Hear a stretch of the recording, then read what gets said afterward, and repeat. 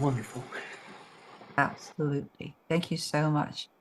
And now we're going to start our service today with the opening music by Deb Santamaria and Terry Stanley with their song Use Me.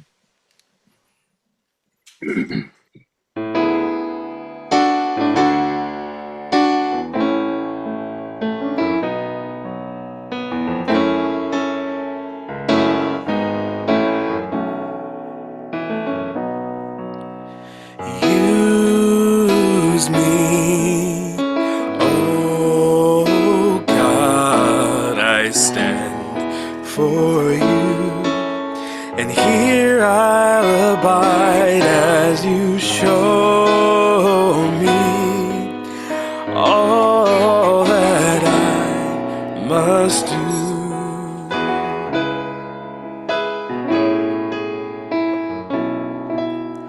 I used to think God is the sun, God is the sun, but God's so much more than the earth, the stars, all of creation.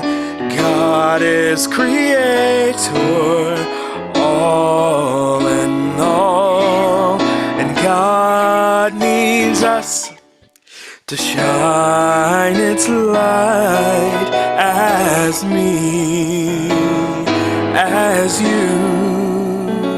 So use me, oh God, I stand for you, and here I'll abide as you show me all that I must do.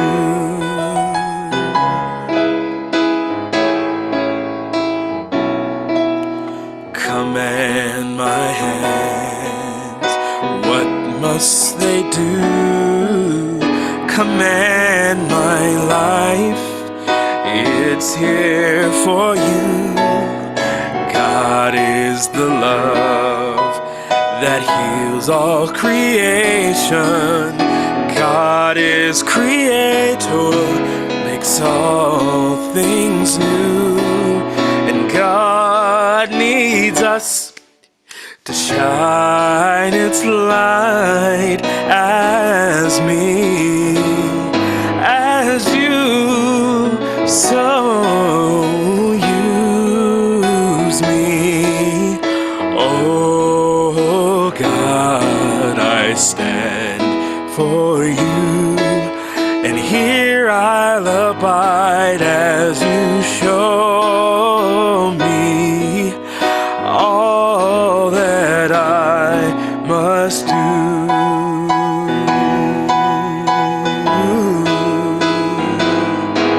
And God needs us to shine its light.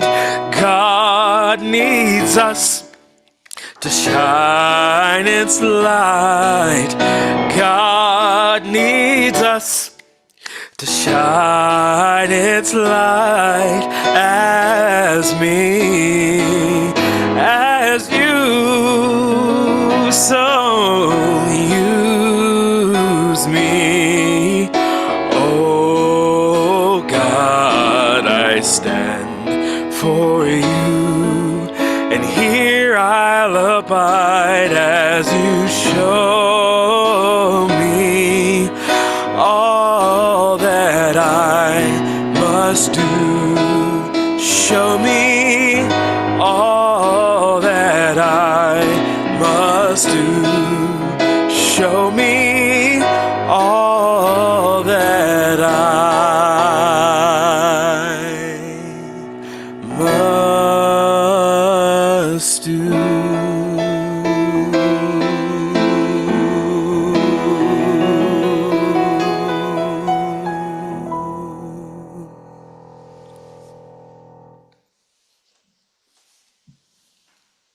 Oh, that was lovely. I am so happy for the way God is using you, Terry. And you too, Deb Santoria. Yeah. And guess how I'm being used today? I get to be your moderator. Wow, the program I have, I'll paste it into the chat box, but just in case I want to just flash. Those of you, you know, we have a online service, but we also have in-person one. And just as a quick review of today's program, I would like to say, for example,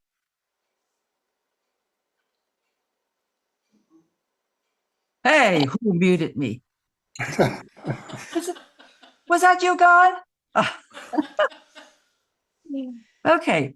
As I was showing all of you today, we did hear, for example, our wonderful meditation. And then all of a sudden we had the interview. And then we have these people who are going to be part of our program. We have Reverend Alan, he's going to be giving our inspirational message. We have practitioner Susan, who has already shown you what she could do with her voice and her heart and her mind. We have the musicians, and then leadership council moderator, that's me. And behind the scene, in case you're thinking this thing operates really well, we have Benito Cortez. Okay, all right. So enough of this hearing. I am your moderator, and I want to welcome all of you this morning, this including our visitors on the internet as well. And as your service moderator, I hope you are going to be inspired by the message, transformed by the music, and celebrated by this community. You are here by divine appointment.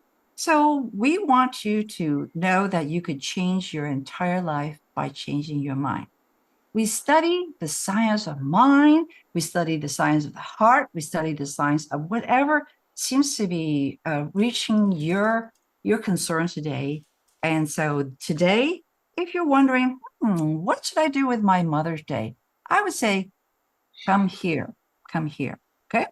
And also in your program, we have the mission statement, because this program is designed especially for you. But because we also have what technology has offers us, we also have the slides. So if you do not see in your program, I'm going to show you, of course, on our slide as well. Welcome to the Peninsula. Here is our mission statement. Okay.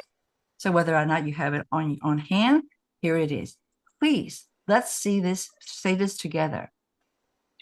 Our mission is transformation through spiritual practice, education, service, empowerment, and thy living inspired life. Oops. Yeah, because spiritual innovation happens here. Absolutely. And now we would like to have our second song by our wonderful musician called In the Silence. In the Silence. I want to take a moment to dedicate this song to all the mothers for Mother's Day.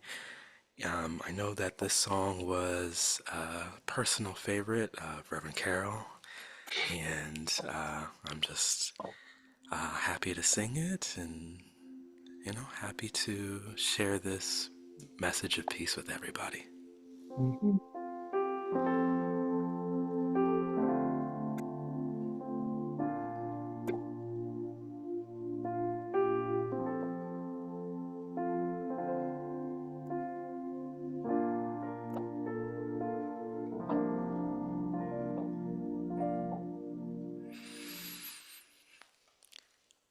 In the silence there is peace.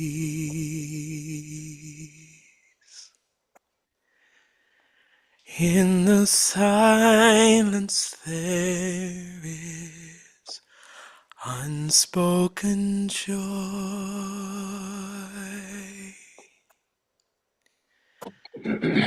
In the silence there's release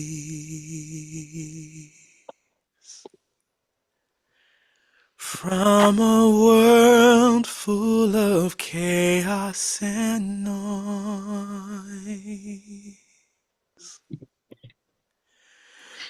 So I wait for these precious moments when I hear all that could never be said, and right here in this holy silence I find God, I find myself.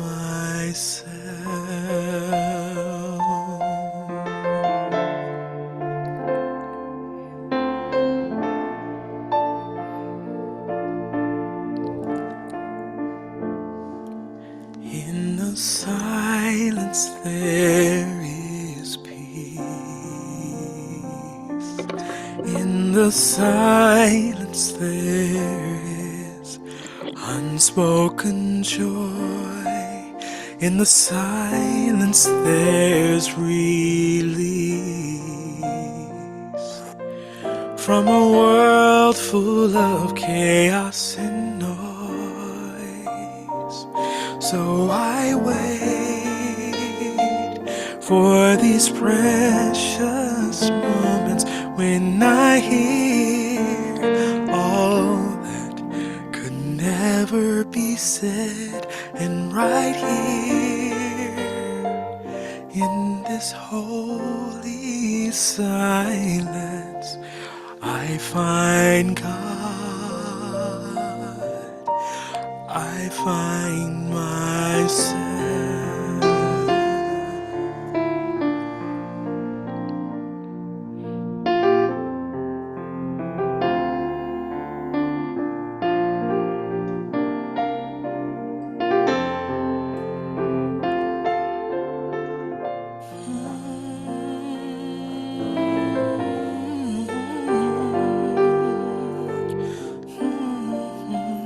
So I wait for these precious moments when I hear all that could never be said, and right here in this holy silence I find God,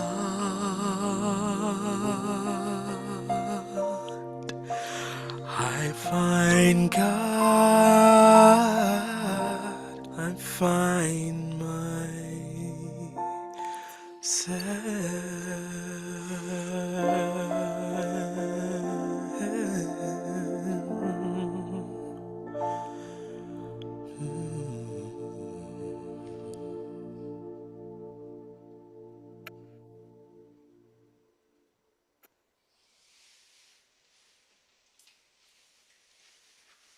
Wonderful. Oh my goodness.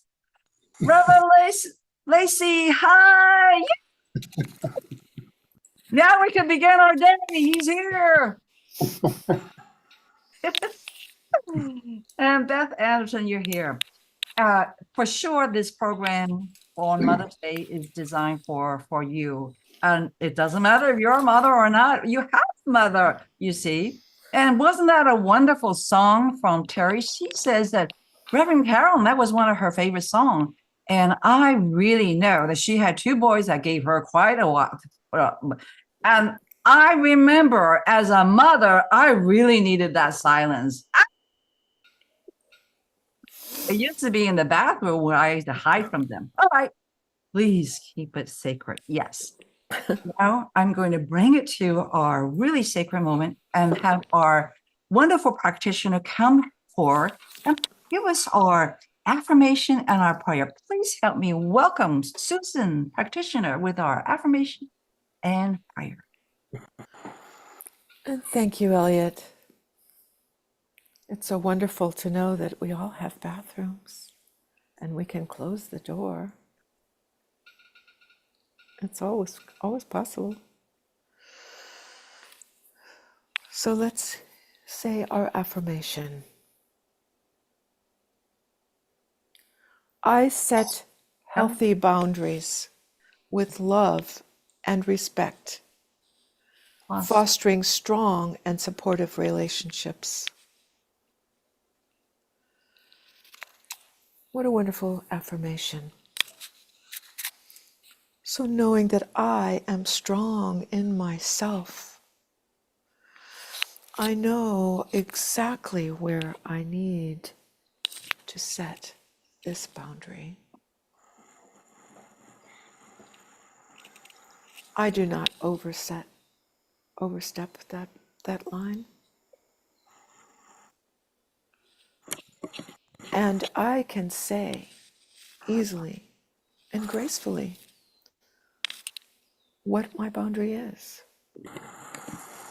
I'm so grateful and so happy to know that each one of us can simply blow away any fog. We can blow away any difficulty working with others because possibly it is part of us that we're having the difficulty. As we sever this tie, we know that the other person on the other side is instantly and gracefully connected to their higher self, as I am instantly and gracefully connected to my higher self. And knowing that I can set this boundary, I am so grateful to know that boundaries, like fences, make good neighbors. I'm so grateful for this knowledge and truth. We love all and love ourselves and give what we can and know when we cannot give more. We're able to find those words to simply say very, very gently, it is enough and it is okay. As I release this word, I know that it is whole, perfect, and complete, and anything unlike it blown away in the beautiful spring wind. And it's in its place is love and harmony. And so it is. And so it is. Thank you so much, Susan Wilkinson, Practitioner of the Day. And if you look at our program, we actually started our program with that theme being what it is. And the theme, of course, is boundaries, keepers, nurturing healthy connection. And therefore, leading us further into that subject itself would be our inspirational message from Reverend Alan David Young. Please help me welcome wonderful Reverend David Young. Well, good morning, everyone. So glad to be here on this Mother's Day. And as Elliot talked about, or just mentioned, we're talking about setting healthy relationship boundaries in all areas of life. That's the nature of this talk this morning. And we might wonder why boundaries are necessary, why conflicts are everywhere. And that's true because all of us are different. And anytime two different people come together, there's going to be some disagreements, there's going to be some different opinions. There needs to be some boundaries for things to fit together in a smooth way. From the wilderness to our inner world, everything is uniquely created. And as a result, that's why conflicts show up, generally speaking. When we commit to getting closer, we're committing ourselves to having real face-to-face conflicts. Whether it's over dinner, whether it's at work, or whether it's in person, conflict is difficult. And when it comes to relationships, especially close ones, it's even more painful. In close relationships, we're required, or we should be required, to be on good behavior, to be nice to your partner. But sometimes in the face of raging emotions, it's difficult. It's not easy. But we do the best we can. Now, there is a line generally between what behavior is tolerable and what behavior is not tolerable. And we might ask the question, is there a line that should never be crossed? Well, the answer is easy. Yeah, there's always a line that should never be crossed. Even in the wilderness, there are lines that shouldn't be crossed and where behavior is not tolerable. Every creature, every thing on the planet has that. The clearer and more respected our boundaries, the higher the level of compassion we have for others. Those two tend to go hand in hand. The fewer clear boundaries we have, the less openness we tend to have. It's hard to stay kind-hearted when you feel people are taking advantage of you or threatening you. That's where boundaries come in. Sometimes we have to tell people how to treat us. We think we know that they should just know how to treat us. No, we have to tell them sometimes. And sometimes that includes boundaries. Setting and maintaining boundaries is important in the science of mind. And we talk about it in the science of mind as honoring our spiritual journey and protecting our well-beings on all levels. Boundaries are not just for keeping negativity out. They also create space for allowing us to grow and to be in alignment with our higher self. By setting clear boundaries, we nurture our soul's growth and allow ourselves to be in healthy relationships, or more healthy relationships. Without boundaries, basically, we invite resentments and emotional blocks. With boundaries, we show ourselves love and compassion to a higher degree. Now, since today is Mother's Day, I do want to spend a little time connecting this subject with mothers, and there's a definite connection, as we'll see. Everyone has experienced the demands of motherhood, whether you're a mother or not, because you take care of something, you nurture something, there's something you love. Anything you do that you spend time with to bring into this world and to make it better and to manifest it is a role of nurturing. Whether you're a caregiver, whether you're not a caregiver, there's a side of us that needs to take care of things to make them come into existence. That's what motherhood is all about. Motherhood is about spending time in meditation also, listening to that inner voice. And what is that inner voice? That inner voice is the mother within us. That's the intuitive spiritual side of us, the mother side of us. The father side of us is a little different. I'll talk about that, but I'm not talking about the father side of us. The mother within us is the ultimate nurturer. We all have it, who tends to the needs of everyone who needs care. Now, just as we set boundaries to protect and nurture children, we can also set boundaries to connect and make more clear connections and have more clear connections with the inner mother. The inner mother is in all of us. And to expand on this concept just a little bit about the inner mother, let me talk about the divine feminine.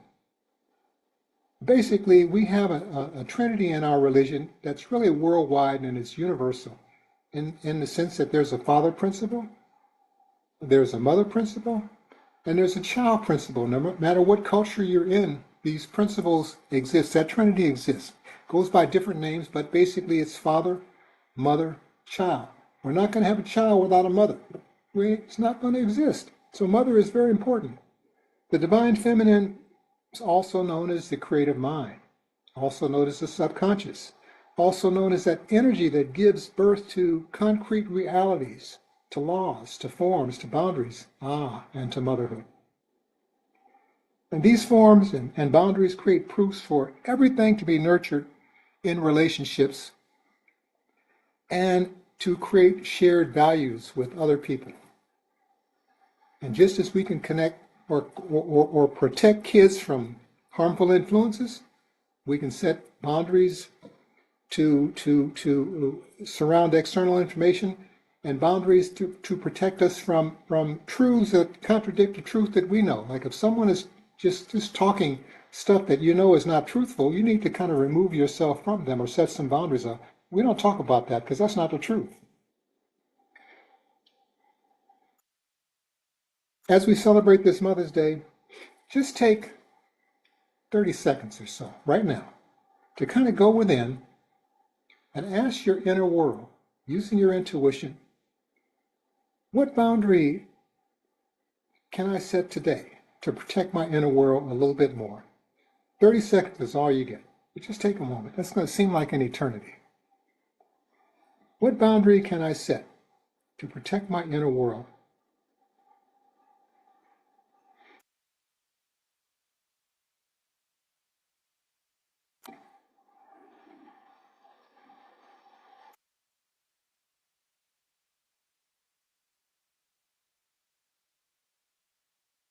Ah, another boundary. Now, let's talk about some conditions and boundaries for genuine love relationships to exist. And there are actually conditions that have been spelled out 2,500 years ago, even more than that, and by two of the most famous philosophers most of us have heard about. One of them is a fellow named Socrates. Another one is his student named Plato. Came along quite a bit later, but still, the two of them put together this thing that basically is called boundary conditions for love, or conditions for love to really exist. If it's a real love relationship, you got to have these conditions. If you don't have these conditions, it's not a real love relationship. That's what they said 2,500 years ago. I think it's true today. I'm going to outline these 5 conditions for love to exist. First, there has to be some attraction to the other person. If you're not attracted to them, it's not going to even start. It just won't start. And in order to be attractive, they have to be beautiful to you in some way. Pretty, beautiful. And you have to be attracted to it. If they're ugly, it's not going to happen. And it doesn't necessarily mean physical beauty. It could be something beautiful in their heart, their personality, their knowledge, their wisdom, something about them that really attracts you to them. Secondly, the two parties want to not only have a love relationship in the moment now, but forever. That's how powerful it is. If you don't want to love the person forever that you're attracted to and be with them forever, it's not a genuine love relationship. It's a fling or something else. And again, it doesn't matter whether it could be an idea. It could be a scientific community. One of the most beautiful equations in all of science. Everybody's heard about it. E equals mc squared. So you could be attracted to science. You could be attracted to religion. You could be attracted to art, anything. But whatever it is, this attraction, you have to really want this subject, want this person, want this thing. Not only now, but as I said, forever. Now, getting into the third part is interesting. These two people, these two communities have to have sex. What? Or intercourse is maybe a better word. They have to have an exchange of information. They have to get engaged with each other one way or another to really prove that this relationship exists. You don't just have the relationship and call it an attraction, and there's no exchange. It's got to be an exchange of information. We call it be called intercourse between the two parties, where there's a give and take on both sides. Now this union, going on to one more step, the fourth step, has to give birth to something. Maybe it's a child, but maybe it's another idea. Maybe it's further conversation. Maybe it's further scientific exploration.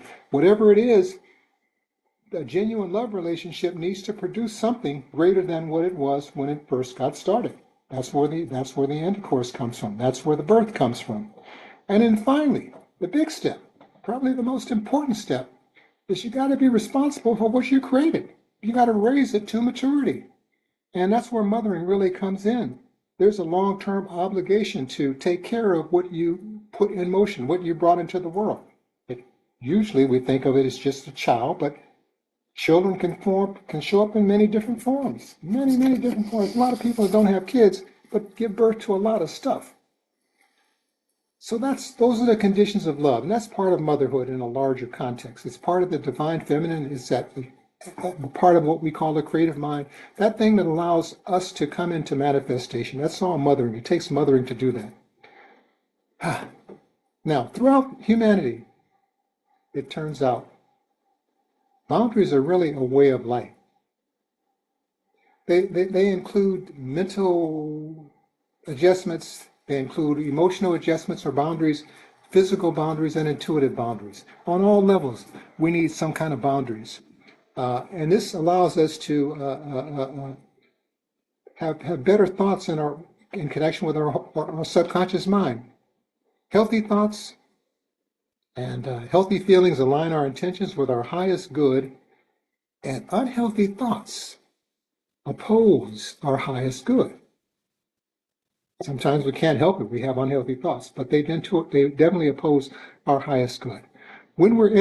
Because we're interconnected, boundaries are as much internal as they are external.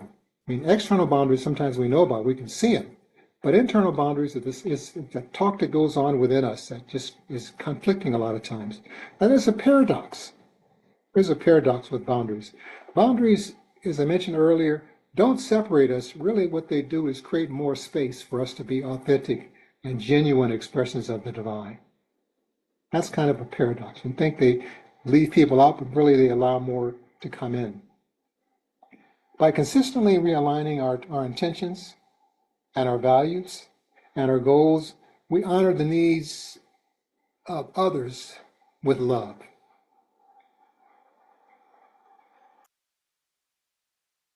So what are boundaries? Boundaries are really expressions of self-love to begin with. Setting boundaries is a way to affirm that we're all worthy of care and protection and honor. Clear boundaries, like clear laws, create a space for greater spiritual growth as well as personal growth. Boundaries create the conditions for maintaining balanced relationships. A couple of examples. We might choose to have a relationship.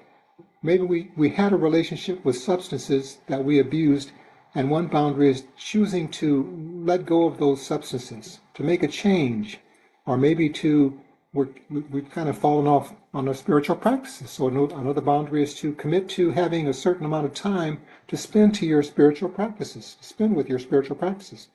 Basically, personal boundaries ensure that our interactions are beneficial and honor ourselves and really all concerned others.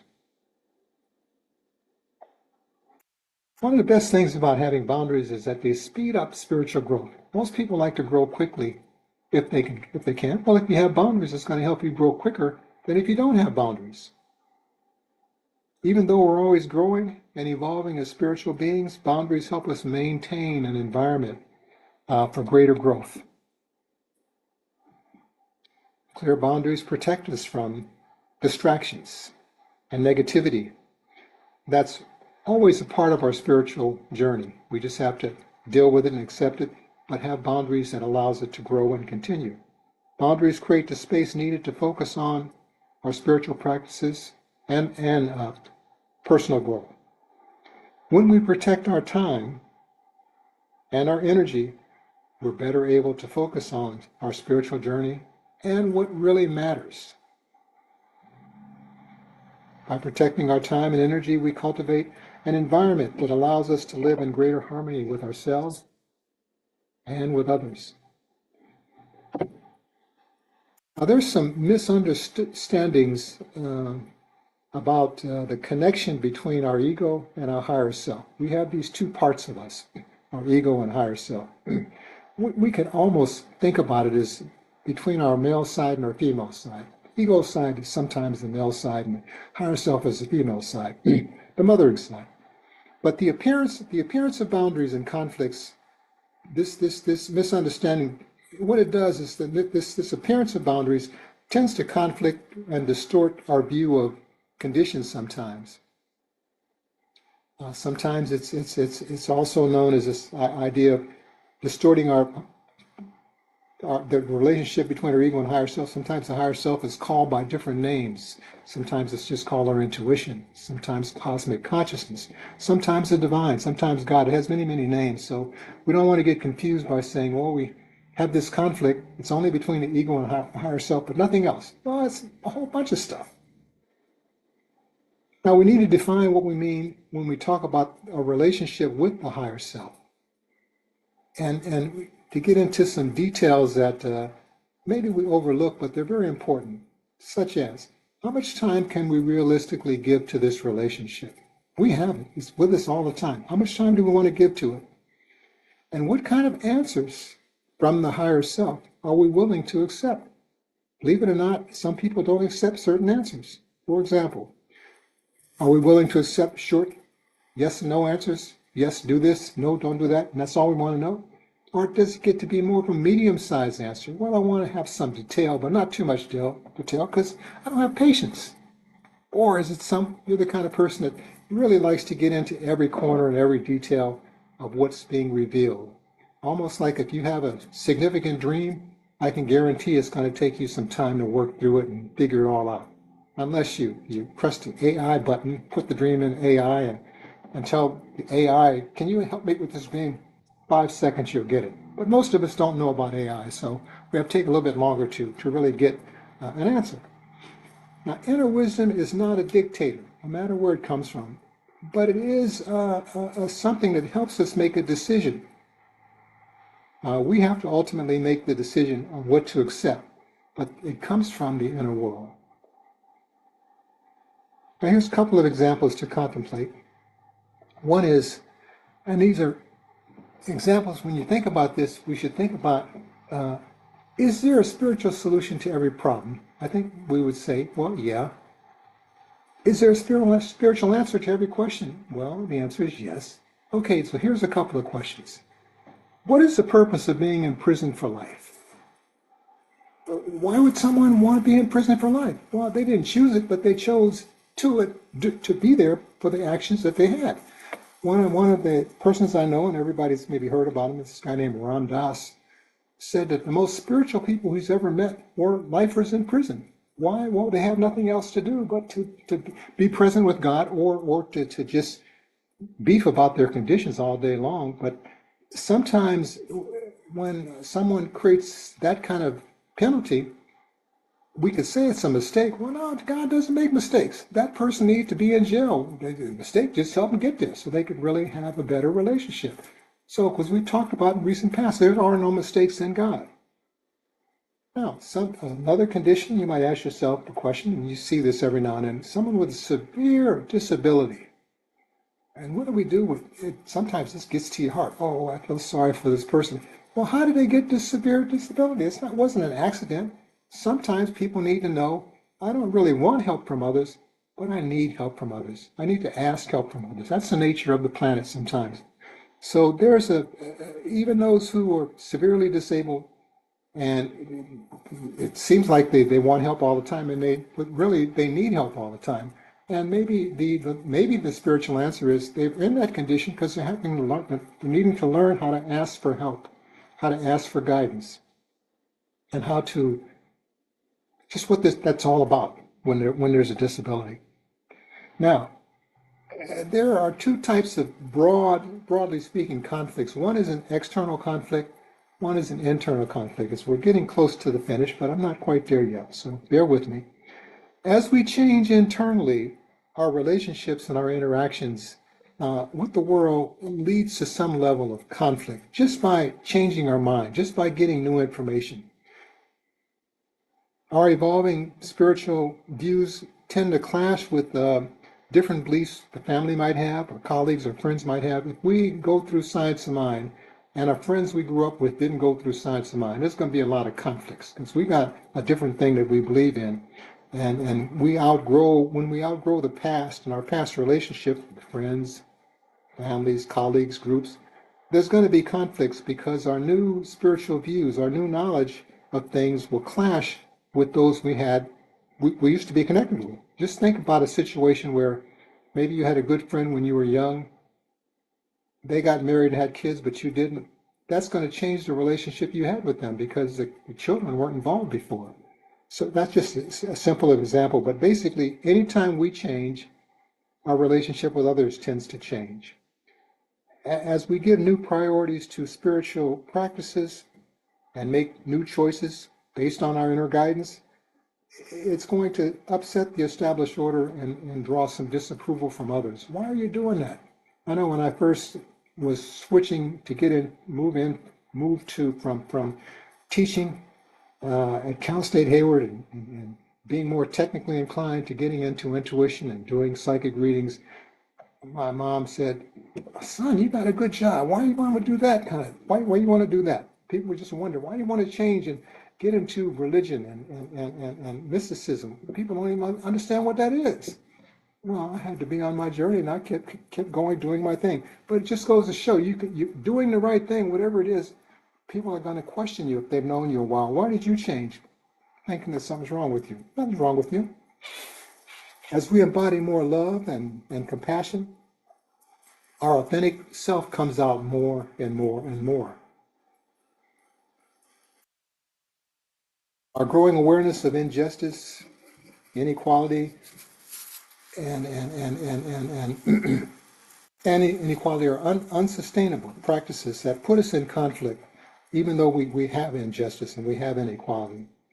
Now, there's an interesting little story. I just was putting this together, and it's about Martin Luther King. Everybody's heard of this guy. And it's a small thing, but it did create a few ripples when the name was changed. His father was named Michael Luther King, and Martin Luther King Jr. was named Michael Luther King. But when he was 5 years old, his father made a trip to Germany, and he discovered more about Martin Luther, the reformist. And he said, wow, that's really good. I'm going to change my name to Martin instead of Michael because I'm a reformer. And so his son didn't have a choice. He just changed his name. He said, Michael, little Michael, we're changing your name now to Martin. And so he did. So Martin is not his original name, but it's a powerful name to express a lot of what his ideas were and his kind of a spirit, so to speak. But it's just an interesting story of how it created some change. And it turns out that his name wasn't officially changed to Martin until 1957, even though he just used Martin because his dad said, that's your new name. But he never officially changed it until 1957, not long before he passed away. This is a historical note. Now, there's also inner conflict, and inner conflict is what's an internal kind of turmoil type thing. And what happens is when someone tries to give you, or when you learn something and bring something new into your personality box, because everybody has a box that's kind of limited, some of this new information doesn't fit with what's already in the box. And so there's some internal conflict about what's new information versus the old. And usually when we're young, up until the first half of life, we're always learning things from people from the outside. But as we get older, we start dumping that information and saying, I'm learning on my own from the inner truth that's within me. So the ego's desire for control and for validation generally comes from the outer world and wants to resist letting go. In fact, most of us just want to be right as often as we can. That's just a human condition. Not only that, but not only to be right, but to justify the position and put others down if they don't agree with us. That's just a human condition. But we can rise above that. As we embrace new spiritual truths, they might clash with strongly held views, as I've been saying. One of the things, and I mentioned this before, not quite this way, but I was a student at this place called Pacific School of Religion before I discovered religious science, thinking maybe I wanted to be a minister. And I met this guy named Howard Thurman. He taught there, one of the places he taught. And after I took his course, Mysticism and Social Change, I said, gee, I'm in the wrong school. I don't need to be in this school. It's too much religion, not enough spirituality. And I said, I need to learn about this mysticism stuff he was talking about. That was sort of my introduction to mysticism. I just didn't understand it before, but that was an internal conflict.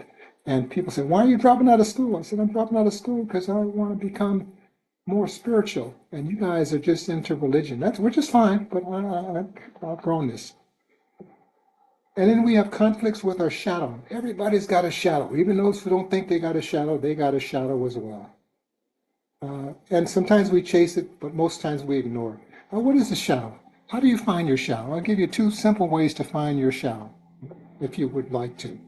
One is write down, take a piece of paper and write down many things about yourself that you like and many things you like to do in life. That's a start.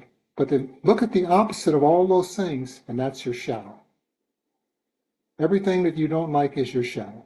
Everything that you don't want in your life is your shadow. Or you could simply not do a list and just notice every time you say, oh, I can't stand that person. I don't like that condition. I would never do that. Yes, you would. All those things you see, yes, you would. That's your shadow. Everything that exists in the universe that you don't like is your shadow. It's a part of you. It's a part of you that we just don't recognize. But that's part of the internal conflict situation. Now, I'm going to close with a couple of comments and invite you for a very brief prayer. So there's some universal ways of resolving conflicts in relationships that I'm going to throw out. And this is not the only ways, but this is some pretty universal ways that every culture uses when external conflicts come up. And one is to, people don't do this consciously, but something we do at the end of a lot of services is to basically relax and breathe in the world and breathe out compassion. Breathe in the world and breathe out compassion. And there's a conflict. Try to take a deep breath. That's a pretty high level of dealing with conflicts. A more simple level is to look at any relationship you have and ask the questions, what issues and problems do I bring to this relationship? It's easy to talk about the other person, but ask yourself, what issues or problems do I bring or trouble do I bring to this relationship? If you're being honest, you're going to come up with a list of things. The important thing is pick at least one of those things and answer the question, what am I willing to commit to eliminating? I got this list of things I bring to the relationship, but here's one that I'm going to eliminate. In conclusion, try to understand that conflicts are part of the spiritual path. They're not really obstacles, although we might think of them as obstacles. They're really opportunities of growth and transformation. Now, I'm going to invite you to go within this Mother's Day to put your attention on the Divine Mother. Put your attention on that quiet place within. And simply know with me that right where you are, God is. God is the source and substance of your being and all beings. Know with me that when the mind is quiet, the whole world functions a little better. When the mind is quiet, we can hear that still small voice. Know with me that when the mind is quiet, the world works not only better, but the divine works for us in a better way. O Great Spirit, earth, sky, sun, and sea, you are inside and all around me. As we move into this day ahead, this wonderful Mother's Day, I accept that whatever is needed for each of us is being granted. God is answering our prayers. Even when the answer seems to be no, God is there answering our prayers. No, sometimes it's not an easy answer, but it's the best answer when that's the only answer you hear. Not only should we spend time praying, we should spend at least as much time listening to what God has to say. So I'm here to say, as we end this service, that God knows what you're thinking. God knows your thoughts. God knows where you are, even more so than you do. And I simply release these words in love, knowing that God is on the job. Healing is taking place regardless of how it appears. That's how it is. And you can join me by simply saying, and so it is. Amen. And so it is. Following with our third beautiful song by Deb and Harry, I Am.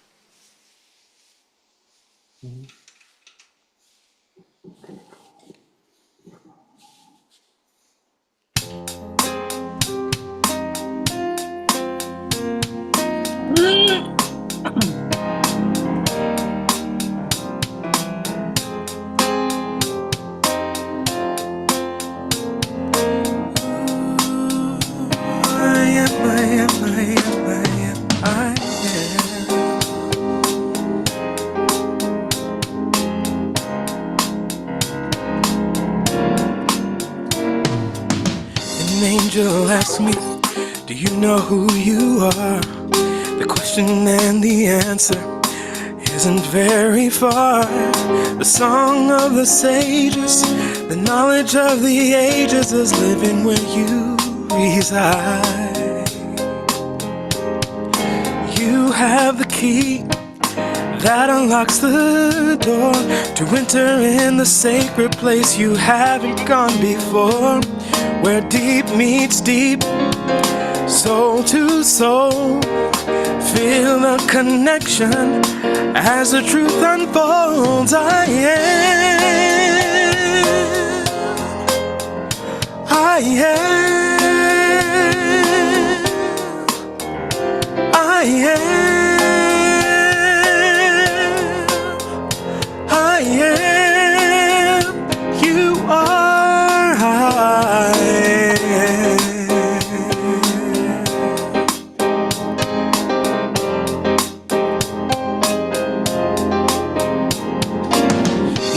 are the answer. Yes, you are the key that unlocks the door to freedom and leads you to me. Look deep inside you, trust the force that guides you, it knows the way. There's no separation, we're one in the same, a child of the Creator, known by different names, the Alpha and Omega, the eternal flame that burns deep inside you. Do you know my name? I am. From the mountains to the oceans, I am. From the rocks to the trees, I am. All the stars and constellations, I am. You are, I am. From the mountains to the oceans, I am. From the rocks to the trees, I am. All the stars and constellations, I am.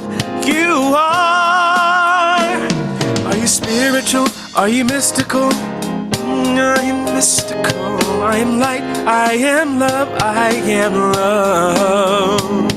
I live in you and you live in me. You live in me. From the very low to the heavens above, I am. Ooh, I am, I am, I am, I am, I am. Separation, we're one in the same, a child of the Creator, known by different names, the Alpha and Omega, the eternal flame that burns deep inside you. Do you know my name? I am. I am. I am. I am. You are. I am. From the mountains to the oceans, I am. From the rocks to the trees, I am. All the stars and constellations, I am. You are, I am.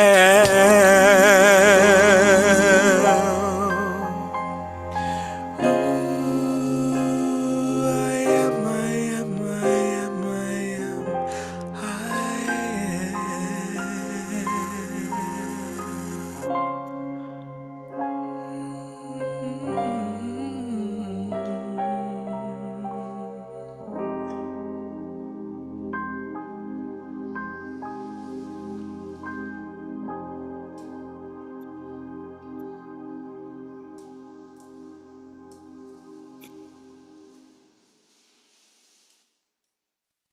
Yay. That is your mantra. You are to say, I am.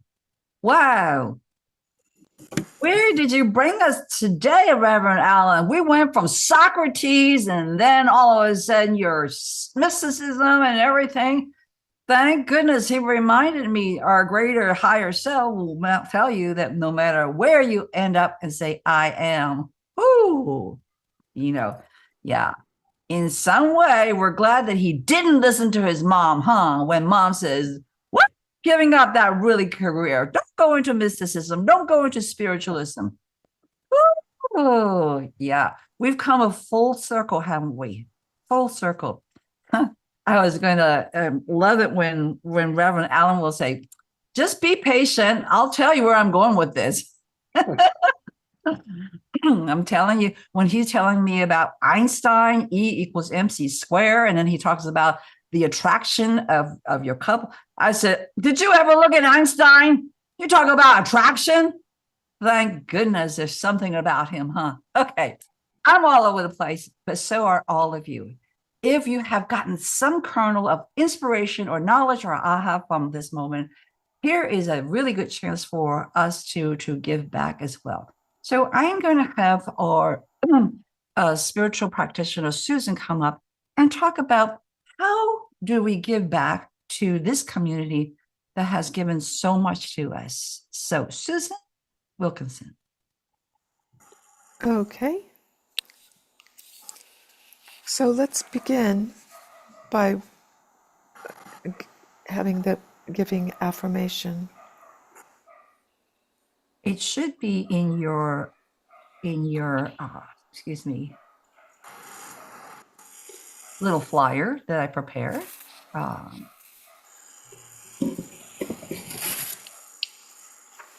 It's okay. So just repeat after me. I bless this gift with all my love. This is gift. With all my love. As I give,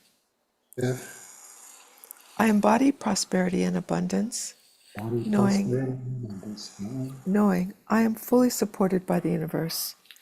This is a symbol of my love and gratitude. It does great work in the world and returns to me easily, effortlessly, and often. And we have different ways of giving, however you really like to give.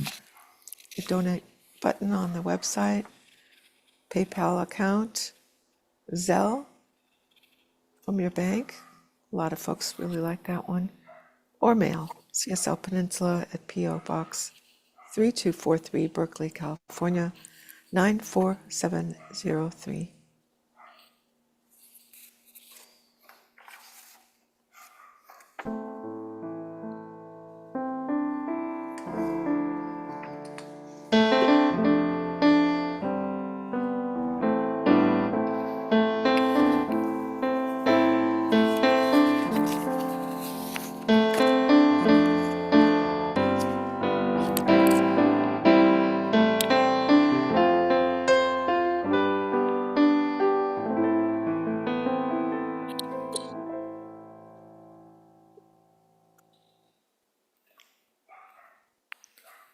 So I will bless the offerings and prayers.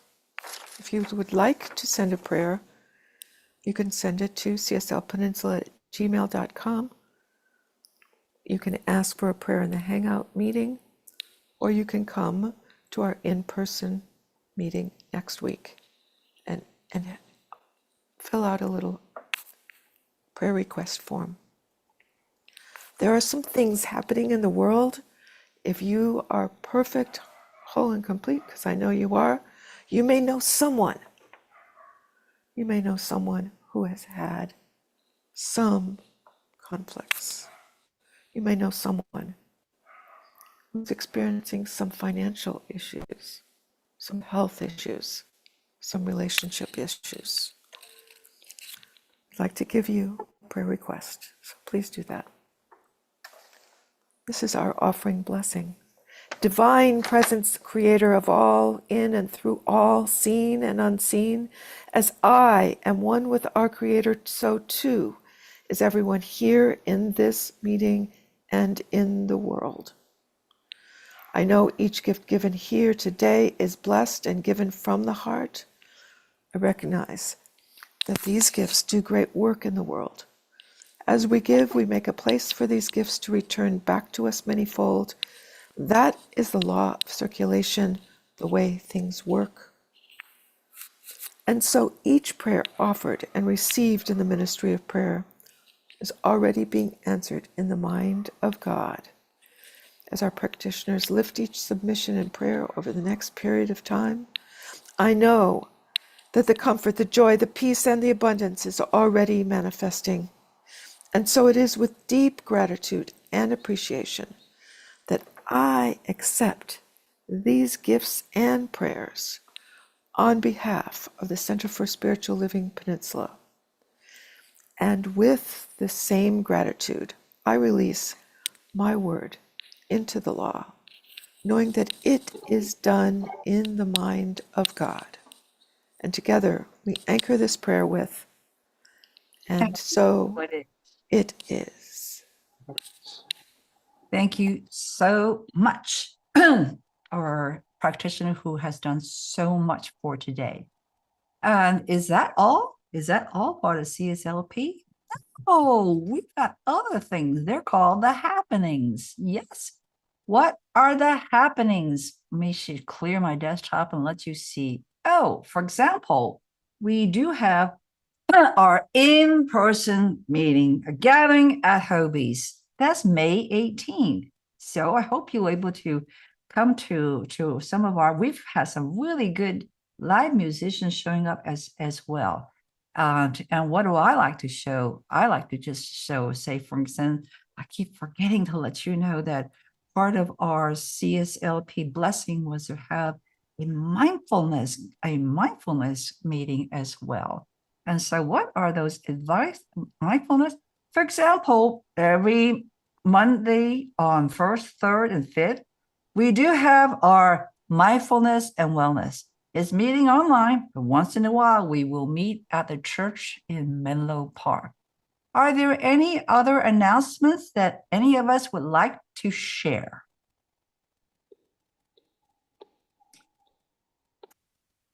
If not, I will bring up our wonderful Reverend Allen to do the benediction.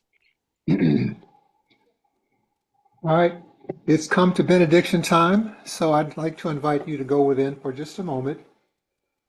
And once again, put your attention on that wonderful, wonderful quiet place, knowing that the center of this universe literally is right where you are.